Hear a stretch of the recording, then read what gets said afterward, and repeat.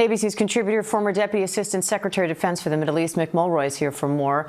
Mick, what do you make of this new evidence showing an apparent American missile hitting near that girls' school?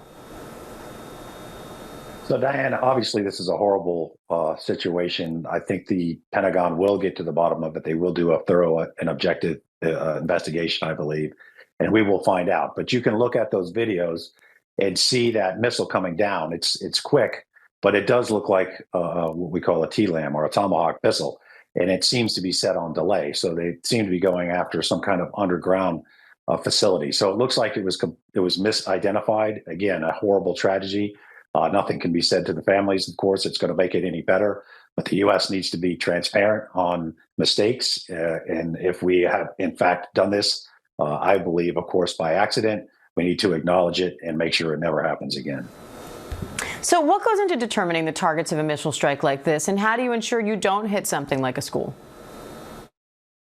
So really all source intelligence. You look at imagery, you look at SIGINT to determine who's talking and what they're talking about and where they're talking. And then, of course, human. You have assets on the ground that can give you really details you can't get by any other means. And you put all this together, you validate it, of course, by sending out other requests for information for other intelligence services. And then you put these targets together and you prioritize them, usually prioritized based on military need and necessity, and of course, their capacity to strike you. But then they're double checked and triple checked. It sounds like from our report and other reports that this was simply an old IRGC facility that we didn't double check to ensure was still the case. And it had, in the meantime, turned into a girls' school. It's also important to point out that the IRGC should not put their facilities around civilian infrastructure. That's a tactic they use often. It makes targeting very difficult, but it's still on the targeter to ensure that what they're striking is, in fact, what they'd like to strike. How does the military itself investigate itself in situations like this? Will anyone be held accountable if it's determined that the U.S. was at fault? So the Department of Defense is set up so that it's not just the element that's conducting the operation. So in this case, Central Command.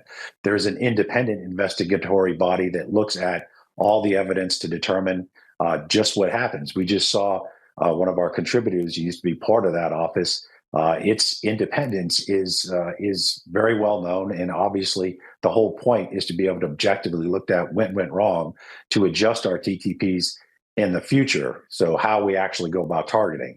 As far as any culpability, I certainly don't know that that is the case. That has to come from the investigation, but people are held accountable in the military for mistakes they make.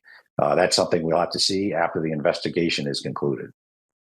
Iran selected Mojtaba Khamenei as the new supreme leader. President Trump is already insisting that this is not acceptable. He has said that he needs to approve the next leader.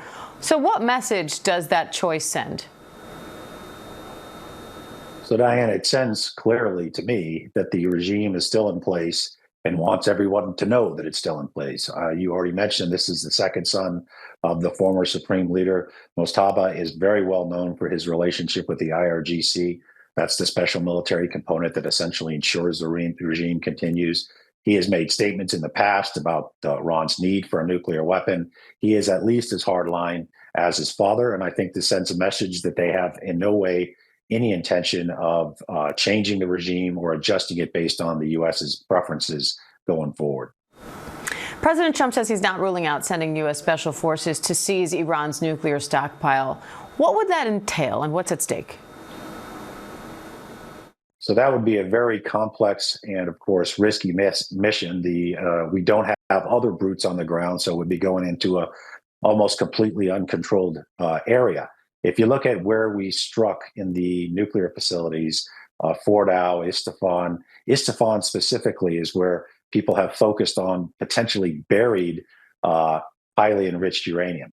So this would require our most elite forces, JSOC, obviously working with the CIA to make sure that they know where they're going and how long they'll be there. But the big unknown is just how they would get to it, because these facilities are collapsed. All right, Mick Mulroy, thank you.